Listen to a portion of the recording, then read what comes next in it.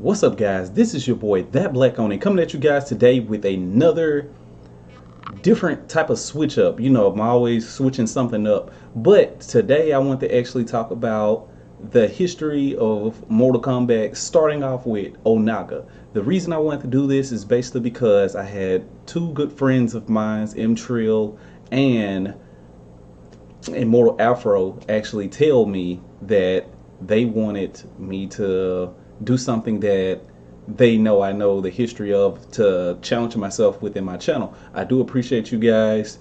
Thank you so much. I will actually have a small prize for both of you guys for actually coming up with this idea for me to do, and I do appreciate that. So without further ado, if you like this video, hit that like button. If you wanted to me to do something else like a little bit different, hit that comment, comment down below.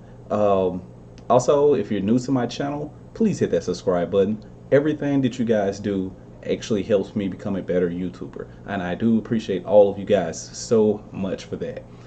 Without further ado, let's get started. What's up, guys? This is your boy, That Black Oni, coming at you guys today with something new that's going to be added to a playlist on YouTube, and it's going to be pretty much full audio. It will have pictures and stuff like that explaining things, but I wanted to do this basically because I'm a huge fan of Mortal Kombat and I love Mortal Kombat so much, so I just wanted to educate folks who were getting into Mortal Kombat and didn't know the true history behind Mortal Kombat.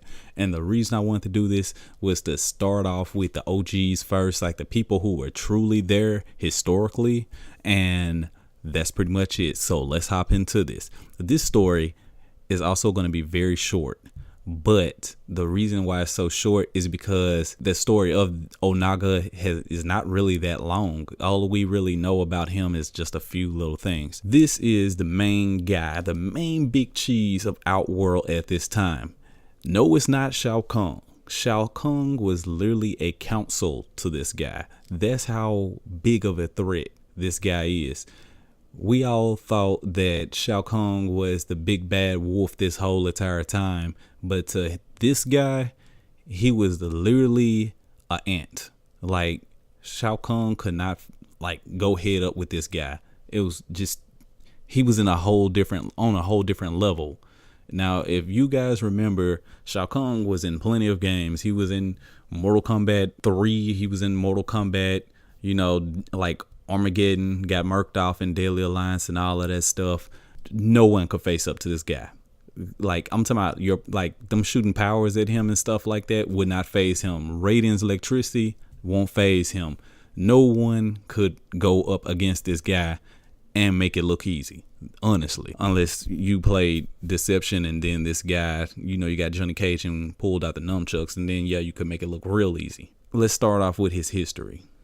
And then I also go into explaining why I believe that this guy should pop up in at least Mortal Kombat 12, basically because he will not be in 11. Okay, the story of Onaga started just eons ago. Like, the time is very, very weird. It's, they say millennia, but millennia over millennia ago, so I'm going to say eons ago. He was the main ruler of Outworld. His main goal was to become immortal, and the only way he could do this, as he believed, was to actually find an infinite dragon and drain the blood from the infinite dragon, or drink the blood of an infinite dragon to become immortal. His counselor that we know as Shao Kahn and his warriors that people rarely actually knew who they were warriors called the Undefeatable Army. The Undefeatable Army were literally an army of undead. They only could react if Onaga was present. The coolest thing about this army was that they were massive. The one way Onaga was able to overthrow the whole Outworld to start off with was because he had the power of necromancy. Now, for folks who don't know what necromancy is, he had the power to control the dead, meaning that anytime he defeated an army, that army would become part of his army. Think of it kind of like Game of Thrones and you would completely understand it. Definitely if you're up to date with Game of Thrones. Onaga was the original OG who could not be stopped, was feared by the elder gods, was out of control. He maintained order literally with an iron fist. No one would ever go against him. So with that type of mindset brought on the greatest weakness of all times with Onaga and his control over Outworld, thinking that he could not be stopped and partying over a victory that he just got. He ended up getting Shao Kahn to give him a drink. Little did he know that that drink was poison. This was the demise of Onaga the Dragon King. As time went on, he started to fade away from history. After his death, Onaga truly was not dead. His conscience still resided in a egg, forgetting by time. As time passed on, people forgot about Onaga overall. The only people who actually remembered the Dragon King was the great dragon egg that was hidden in a full lava pit where they captured the god Blaze and had him serve as the protector from that. But when the seal was broken, Blaze actually became part of what we would see in Armageddon.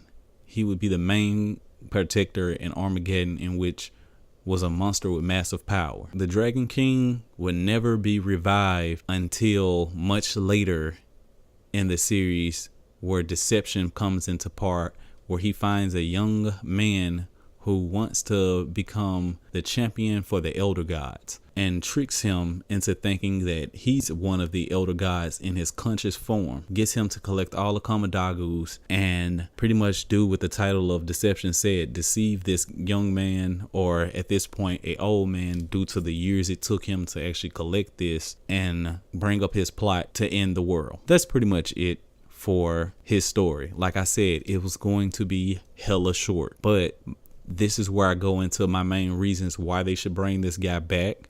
Onaga was a force to be reckoned with. He was a broken character that the gods had to come up with some type of weakness for him because of how broken he was. He no longer really cared after he came back to actually find the immortal dragons and gain immortality. That was no longer one of his goals anymore. His goal was to actually conquer the realms similar to Shao Kahn's. And this guy was one of literally the main threats. Like, no one could stop him. As the video you see right now, he could not be stopped as power or electricity was shooting at him or anything. That's how broken he is. Two of the main bad guys who teamed up tried to stop him, and then Raiden hops in and still is able to shoot his powers, ends up sacrificing himself, and not even a scratch is on this guy. Like, that move would have destroyed anybody else or killed anybody else, even Shao Kahn, but yet it doesn't do anything to this guy. That shows you the sheer power that this monster has, Onaga the Dragon King. And that's the reason why I believe that they should at least bring him back in Mortal Kombat 12, because it will not be Mortal Kombat 11 where they bring him back. He's already confirmed not to be in that. So I believe like all of this should still lead up to Onaga being one of the main bad guys, playing behind the scenes, doing the sneaky stuff that he's doing just to get the control that he wants. And that's pretty much it. I hope you guys actually like this story. I actually will be doing more that's a lot longer, has a lot more information, and explains a lot more. This is your boy, That Black Oni, signing out in 3, 2, 1.